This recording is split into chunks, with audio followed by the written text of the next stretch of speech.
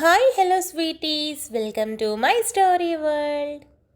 ఫన్నీయా అని రోషన్ని భుజం తట్టి త్వరగా రండి అని విద్య బయటికి వెళ్తుంది.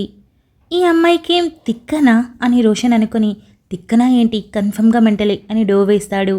విద్య బయటకొచ్చి అబ్బా ఈయని నవ్వి దవడలు నొప్పి రారా కుమారా, నా మీద నీకు లవ్ పుట్టాలి, అప్పుడు నేను రిజెక్ట్ చేయాలి, నువ్వు కాళ్ళ వేళ్ళ పడాలి, అప్పుడు నేను ఒప్పుకొని పెళ్లి చేసుకోవాలి, తర్వాత నీకు పట్టపగలు చుక్కలు చూపించాలి, ఇదిరా నా ప్లాన్ అని ఎగురుకుంటూ వెళ్తుంది. దీపు నిద్రలేచి విద్యాని చూసి విద్య ఇలరా అని పిలుస్తాడు. ఓయ్ విద్య ఏంటి వదినా అని పిలు అని విద్య అంటుంది. అబ్బో ఓకే వదినా, ఏంటి ఇంత పొద్దునే నిద్రలేచి ఎక్కడి నుండి అని అడుగుతాడు. మీ అన్నయ్యకి కాఫీ ఇచ్చి ఫ్లాట్ చేస్తున్నా, అప్పుడేగా గురుడు బుట్టలో పడేది అని విద్య అంటుంది. దీపు నవ్వుకుని మా అన్నయ్య ఏమన్నా యాపిల్నా బుట్టలో తట్టలో వేయడానికి అని అడుగుతాడు. అరే బాయ్ ఏంద్రా నీకు అర్థం కాదు అని విద్య తన ప్లాన్ చెప్తుంది. అమ్మో వదిన నువ్వు సామాన్యురాలు కాదు, నీ తెలివి అమోఘం అని దీపు అంటాడు. మరేమనుకున్నావు, ఎన్ని రోజులు తక్కువ వాడాను, ఇప్పుడు నా ఫుల్ కాన్సన్ట్రేషన్ ప్రాజెక్ట్ రోవి మీదే అని అంటుంది. ప్రాజెక్ట్ రోవి ఏంటి అని దీపు మొహం అదోలా పెట్టి అడుగుతాడు. ప్రాజెక్ట్ రోషన్ విద్యని షార్ట్ కట్లో పెట్టాలి అని విద్య అంటుంది. వావ్ సూపర్, నువ్వు ఇలానే కంటిన్యూ అయిపో అని దీపు అంటాడు.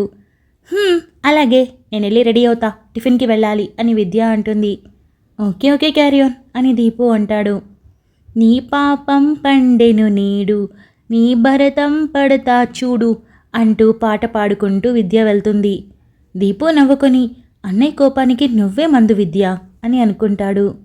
పొద్దున్నే మెలకు వచ్చిన చైతు కళ్ళు తెరవకుండానే తన కౌగిలిలో ఉన్న పల్లవిని ఏదో ధ్యాసలో మరింత దగ్గరికి లాక్కొని పడుకుంటాడు.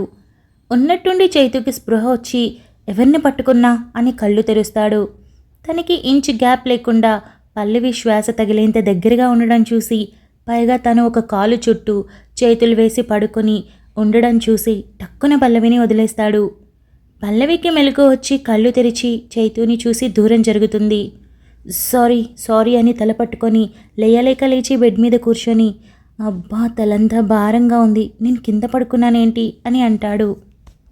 అదేం లేదు చైతు గారు, నేను బెడ్ మీద పడుకున్నానని మీరు వచ్చి కింద పడుకున్నారు, నాకు భయం వేసి సగం రాత్రిలో వచ్చి మీ దగ్గర పడుకున్నా అని అతి కష్టం మీద తలదించుకొని చెప్పి వాష్రూమ్లోకి వెళ్ళిపోతుంది. ఓ అవునా అని చైతు తల పట్టుకొని కనెక్టెడ్ ఫోన్ నుండి కాల్ చేసి వేడిగా కాఫీ పంపించమని చెప్పి పెట్టేస్తాడు. పల్లవి వాష్రూమ్లోకి వెళ్ళి ఏడుస్తూ మీ కళ్ళల్లోకి చూసి చెప్పలేను, మీరు ఈజీగా కనిపెట్టేస్తారు, కనీసం మనసులో కూడా ఏమనుకోకుండా ఎలా చైతుగారు, కానీ నేను మర్చిపోవాలి, మనసులో అనుకొని మీరు తెలుసుకుంటే మరింతగా బాధపడతారు అని పల్లవి అనుకొని అద్దంలో చూస్తే తన పెదవికి అయిన గాయం మీద చేయి పెట్టుకొని ఇస్ అబ్బా అంటూ చేయి తీసి మౌనంగా కళ్ళు మూసుకొని తెరిచి ఫ్రెష్ అయి బయటకు వస్తుంది. చైతు కాఫీ తాగి పల్లవి షూట్ ఉంది, లొకేషన్కి వెళ్ళాలి అని అంటాడు. పల్లవి తలదించుకొని అలాగే అని అంటుంది. చైతుకి పల్లవి నడవడికలో తేడా తెలిసి ఏం అడగకుండా ఫ్రెష్ అవ్వడానికి వెళ్ళిపోతాడు. ఇద్దరూ రెడీ అయ్యి పల్లవి టిఫిన్ చేద్దాం పదా అని అంటాడు. నాకొద్దు, మీరు తినండి, నేను కార్ దగ్గర ఉంటాను అని వెళ్ళిపోతుంది. ఏమైంది అని చైతు ఆలోచిస్తూ నేను పట్టుకొని పడుకున్నానని ఫీల్ అయిందా, అలా అయితే తనేగా నా దగ్గరకు వచ్చి పడుకుంది అని అనుకొని తనకి టిఫిన్ తినాలి అనిపించగా కార్ దగ్గరికి వెళ్ళి పల్లవి వెళ్దాం పదా అని అంటాడు. అని పల్లవి కారులో కూర్చుంది. డ్రైవర్ రోజ్ గార్డెన్కి పోనివ్వు అని చైతు కళ్ళు మూసుకొని చెప్తాడు. పల్లవి తలదించుకొని అబ్బా దేవుడా, ఈ తలదించుకొని ఎంతసేపు ఉండాలి, మెడ పట్టేస్తుంది అని తల ఎత్తుతుంది. ఎదురుగా ఫ్రంట్ మిర్రర్లో చైతు తననే చూడ్డం చూసి కళ్ళు పెద్దవి చేసి మొహం టక్కున పక్కకి తిప్పేసింది. ఏమైంది అని చైతు అనుకుని సైలెంట్గా ఉంటాడు. రోజ్ గార్డెన్కి చేరుకొని పల్లవి దిగు అని చైతు అంటాడు. అలాగే అని పల్లవి దిగుతుంది. చుట్టూ చూసి ఒక క్షణం పల్లవి మైమరిచిపోయింది. అంత అందంగా ఉంది, తానెప్పుడూ ఊరు దాటింది లేదు, ఇంత అందమైన ప్రదేశం చూసింది లేదు. తన కళ్ళకి అదొక అబ్బురంలో తోచేసరికే చూస్తూ ఉంది. చైతు అప్పటికే పిలిచి దగ్గరికొచ్చి భుజం మీద తడతాడు. పల్లవి ఉలిక్కిపడి అని అంటుంది. పదా అని అంటాడు చైతు. చైతు వెనకే తలదించుకొని వెళ్తుంది పల్లవి అదిగో అక్కడే నిద్రేస్తుంది, వెళ్ళు, అక్కడ అసిస్టెంట్ ఉంది, ఆ అమ్మాయి అంతా చూసుకుంటుంది అని చైతు చెప్తాడు. పల్లవి సరే అని వెళ్తుంది. పల్లవికి ఒక సింపుల్ చుడీదార్ ఇస్తారు, బట్ చాలా బాగుంది. పల్లవి అది తీసుకొని డ్రెస్ వేసుకొని వచ్చి, అరే ఎక్కడ పొట్టి డ్రెస్ ఇస్తారో అనుకున్నా, మంచిగా ఇచ్చారు అని అనుకుంటుంది. ఇంతలో మేకప్ చేయడానికి ఒక అమ్మాయి వస్తుంది. పల్లవి చైర్లో కూర్చున్నాక ఆ అమ్మాయి హెయిర్ స్టైల్ మేకప్ చేస్తూ ఉంది. చైతు అప్పటికే రెడీ అయి 6 ఏళ్ల తర్వాత తన మొహం మీదకి మేకప్ పడడంతో పాత రోజులు గురించి ఆలోచిస్తూ ఉన్నాడు.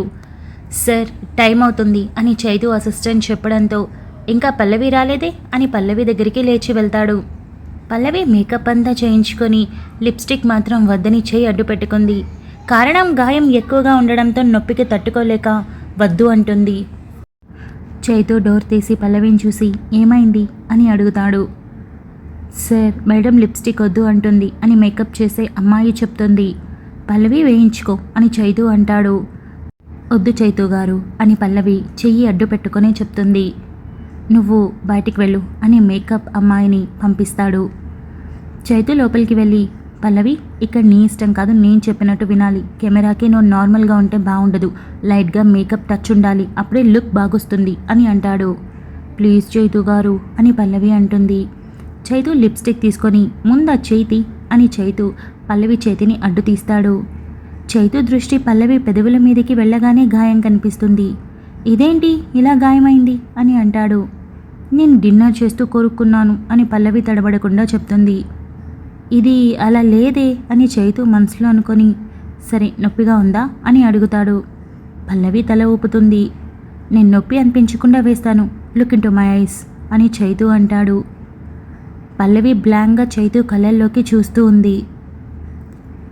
చైతు పల్లవి వైపు చూసి లిప్స్ మీద దృష్టి పెట్టి తన వేలితో లిప్స్టిక్ తీసుకొని మెల్లగా పెదవుల మీద రాస్తాడు. రాస్తూ రాస్తూ పల్లవి వైపు చూసి తన కళ్ళల్లో ఏదో భావం కనిపిస్తుంటే అర్థం కాక అలాగే చూస్తూ పెదవుల మీద చూసుకోకుండా గాయాన్ని టచ్ చేశాడు. పల్లవి కళ్ళు మూసి ఇస్ అంటుంది. సారీ చూడలేదు అని చైతు తడబడి ఒక క్షణంలో రాసి అయిపోయింది పద అని అంటాడు. ఇద్దరూ వెళ్తారు.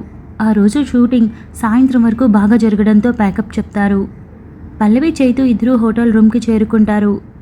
చైతు రిలాక్స్ అవుతుంటే సోఫాలో కూర్చొని పల్లవి చైతుని చూస్తూ ఆ రోజు షూటింగ్లో జరిగిన అన్ని విషయాలు గుర్తు చేసుకోవడం మొదలుపెట్టింది. పల్లవిని ఇలాగే హక్ చేసుకోవడం, తనని కిస్ చేయడానికి దగ్గరగా రావడం, ఇంకా ఇద్దరూ లవ్ వరకు రావడం, ఆ ప్రపోజల్ సీన్ అన్నీ గుర్తొచ్చి మనసు ఏదోలా అయిపోయింది. ఆ షూటింగ్లో చైతుతో ఉన్న ప్రతి మూమెంట్ చాలా కొత్తగా తోచింది పల్లవికి. కానీ ఆ ఫీలింగ్స్కి అర్థమే తనకి అర్థం కాలేదు. ఈ ఆలోచనలతోనే పల్లవి చైతు ఫ్రెష్ అయ్యారు. డిన్నర్ టైం అవుతూ ఉంటే పల్లవి నీకు డిన్నర్ రూమ్కి వచ్చేస్తుంది, నేను బయటికి వెళ్తున్నా అని చైతు చెప్తాడు. బయటకా మళ్ళీ డ్రింక్ చేసి వస్తారేమో అని అనుకొని పల్లవి తల ఊపుతుంది. చైతు బయటికి వెళ్ళిపోతాడు. పల్లవి చకచకా వాలెట్ తీసుకొని చైతు వెనక వెళ్తుంది. సార్ డిన్నర్కి వెళ్దామా అని విద్య అడుగుతుంది. అబ్బా విద్య, ఇరిటేట్ చేయకు, ఈ రోజంతా నువ్వు నన్ను సతాయిస్తూనే ఉన్నావు అని రోషన్ అంటాడు. ఎందుకు సార్ చిరాకు పడతారు, నేనెంత ప్రేమతో చేస్తున్నా మీ పనులు అని విద్య నొచ్చుకుంది. వాట్, ప్రేమతోనా అని రోషన్ అరుస్తాడు. ఎందుకు సార్ అరుస్తారు, ప్రేమ అంటే అదే, మీరు నా బాస్ అన్న లవ్ అంతే, మీరనుకునే లవ్ కాదు అని విద్య నవ్వుతుంది. సరే ముందు అర్జెంటుగా నా కళ్ళ ముందు నుండి నువ్వు వెళ్ళిపో, లేదంటే నిన్ను తలకిందులుగా వేలాడదీస్తాను అని రోషన్ అంటాడు. విద్య అని ఏడు పందుకుంది. ఏ నేనేమన్నా, ఎందుకు ఏడుస్తున్నావు, ఎవరైనా చూస్తే నన్ను 4 వాయిస్తారు అని రోషన్ అంటాడు. అదే కదరా నాకు కావాల్సింది అని విద్య మనసులో అనుకుంటూ మళ్ళీ క్యారుమని ఏడుస్తుంది. ఆపు విద్య అని రోషన్ గట్టిగా అనడంతో విద్య ఆపి బిక్కుబిక్కుమంటూ చూస్తుంది. ఏంటిప్పుడు, డిన్నర్కి వెళ్ళాలి అంతే కదా, పద అని రోషన్ అంటాడు. విద్య తల డింగ్ డింగ్ అని ఊపుతుంది. డిన్నర్ మాత్రమే కలిసి చేయాలా లేక గోరుముద్దలు కూడా తినిపించాలా అని రోషన్ అడుగుతాడు. అది మీ ఇష్టం సార్ అని విద్య మెలికలు తిరుగుతూ అంటుంది. రోషన్ తల కొట్టుకొని పదా అని అంటాడు. కొంచెం నవ్వుతూ అనొచ్చు కదా సార్, నాకు మాత్రం ఇక్కడ ఎవరున్నారని, మా పల్లవి ఏమో వేరే కంపెనీ, బాగా తెలిసిన దీపు మోక్ష కూడా అదే కంపెనీ, ఇక మిగిలింది మీరే కదా, మీరు కూడా ఇలా చిరాకు పడితే నేనేమైపోవాలి అని డల్గా అంటుంది. రోషన్ ఊపిరి పీల్చుకొని వదిలి సరే మొహమలా పెట్టకు, నేను డిన్నర్ బయటికి వెళ్ళి చేస్తాను అని అంటాడు. నేను వస్తాను, హచ్డక్ తెలుసా అలా అని విద్య అంటుంది. రోషన్ తల ఊపి పద అని అంటాడు. విద్య వెంటనే పళ్ళు చూపించి పదండి అని, నేను హచ్డగ్ ఎంట్రా డాబర్ మ్యాన్ని కండ పట్టుకుంటే పీకే వరకు వదిలేదే లేదు అని అనుకుంటూ వైల్డ్గా నవ్వుకుంటూ రోషన్ వెనుక వెళ్తుంది. ఇద్దరు కలిసి డిన్నర్కి బయటికి వెళ్తారు. పల్లవి చైతు డ్రైవర్తో మాట్లాడి కార్ ఎక్కేలోపు వెనుక డిక్కీలో కూర్చుంది. చైతు కార్ ఎక్కి కూర్చున్నాడు. కార్ కదిలింది. పల్లవికి ఆ డిక్కీలో చాలా కష్టంగా ఉంది. అబ్బా పల్లవి, నువ్వు తిండి తగ్గించాలే, లడ్డుగా అయిపోతున్నావు చూడు, ఈ డెక్కి సరిపోవడం లేదు అని అనుకొని ఎలాగో కుస్తీ పడి అందులో నక్కి పడుకుంది. కాసేపటికి కారు ఒక చోట ఆగింది. కారు ఆగిందని లైట్గా తల ఎత్తి చూసింది. చైతు దిగడం చూసి హమయ్య వచ్చేసాం, లేదంటే ఈ ఒక్కపోతలో చచ్చేదాన్ని అని చైతు చూడకుండా దిగుతుంది. దిగి ఒళ్ళు విరుచుకొని చైతుని చూస్తే రెస్టారెంట్ అండ్ బార్లోకి వెళ్తూ కనిపించాడు. అనుకున్నా ఇక్కడికే వస్తావని, ఈరోజు నిన్ను తాగనిచ్చేదే లేదు అని పల్లవి గుండెల నిండా ఊపిరి పీల్చుకొని లోపలికి వెళ్తుంది. వెనక మరో కారులో రోషన్, విద్య అదే రెస్టారెంట్కి వచ్చారు. పల్లవి లోపలికి వెళ్ళేసరికి ఏంటో ఆ లైటింగ్స్, మ్యూజిక్ గందరగోళంగా అనిపించింది. ఒకవైపు తాగుతూ తోలుతూ ఉంటే మరోవైపు డ్యాన్స్ మూవ్స్తో ఎంజాయ్ చేస్తూ ఉన్నారు. అక్కడే మరోవైపు డిన్నర్ చేసేవాళ్ళు ఉన్నారు. కానీ చాలా పాష్గా ఉన్నారు అక్కడ. ఏంటో గొప్పోళ్ళంతా ఇక్కడికే వచ్చినట్టున్నారు అని పల్లవి చైతు కోసం వెతికింది. దూరంగా చైతు కనిపించేసరికి అమ్మయ్య దొరికారు అని చకచకా నడుచుకుంటూ చైతు దగ్గరికి వెళ్ళింది. చైతు ఆర్డర్ చేసి ఆలోచిస్తూ కూర్చొనున్నాడు. పల్లవిని చూసి షాక్ అయి నువ్వేంటిక్కడ అని లేచాడు. మరి మనకు భయంగా ఉంటేను మీకోసం వచ్చేసాను అని పల్లవి అంటుంది. అప్పుడే అక్కడికి వెయిటర్ వచ్చి ఒక పెద్దవి 2 మందు బాటిల్స్ అలాగే గ్లాస్ పెట్టి వెళ్ళాడు. ఎలా అడ్రస్ తెలుసుకున్నావు అని చైతు అడుగుతాడు. నేను తెలివైన దాన్ని కదా, అలా తెలిసిపోతాయి అంతే అని పల్లవి అంటుంది. చైతు తల పట్టుకొని పద వెళ్దాం, నువ్వు హోటల్లో నుండి బయటకు వస్తే కాళ్ళు విరక్కొట్టేస్తాను అని చైతు పల్లవి చేయి పట్టుకొని తీసుకొని వెళ్తాడు. రెస్టారెంట్ రష్గా ఉండడంతో బయటికి వెళ్తూ పల్లవి వేరే అతనికి డాష్ ఇస్తుంది. అబ్బా అని తల ఎత్తి చూసి షాక్ అయిపోతుంది. తన ఎదురుగా కార్తీక్ ఉన్నాడు. చైతు కార్తీక్ని చూసి పల్లవిని గమనిస్తాడు. పల్లవి కార్తీక్ వెనుక నుండి వచ్చి నించున్న హరిణిని చూసి బ్లాంక్గా ఫేస్ పెట్టి అలాగే చూస్తూ ఉంది. తన చేతులు షివరవుతున్నాయి. మెల్లగా చేతిని చైతు మోచేయి దగ్గర షర్ట్ని గట్టిగా పట్టుకుంది. అప్పుడే లోపలికి వస్తూ రోషన్, విద్య కూడా చూశారు. విద్య షాక్ అయి ఇదేంటిక్కడ అని అంటుంది. డిన్నర్కి వచ్చేది వీళ్ళే అని రోషన్ అంటాడు. విద్యా మొహంలో కోపం మొదటిసారి రోషన్ చూశాడు. పల్లవి పరిస్థితి అర్థం చేసుకున్న చైతు రాయల్గా చేతిని పల్లవి చుట్టూ వేసి దగ్గరికి తీసుకొని పల్లవి వెళ్దామా అని అంటాడు. హరిణి కింద నుండి పైకి పల్లవిని చూసి కార్తీక్ చేతిలో చేయేసి పట్టుకొని బేబీ వెళ్దాం అని అంటోంది.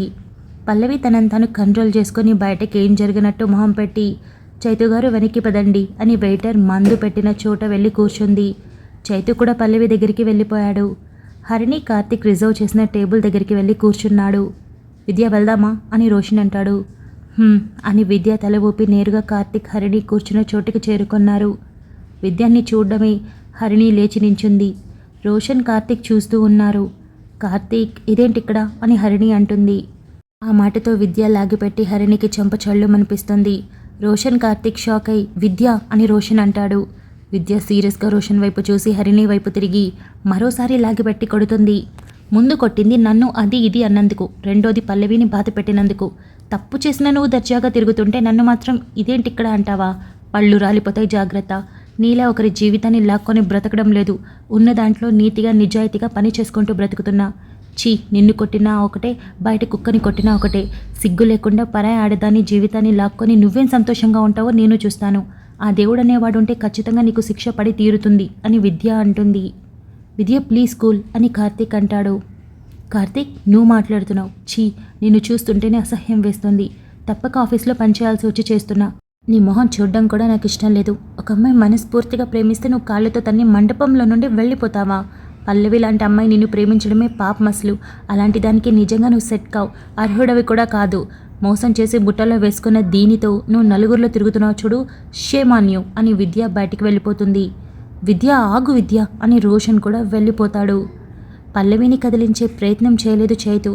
పల్లవి తలదించుకొని అలాగే కూర్చొని ఉంది. పల్లవి నీకోసం ఏదైనా జ్యూస్ తెస్తాను అని చైతు లేచి వెళ్తాడు.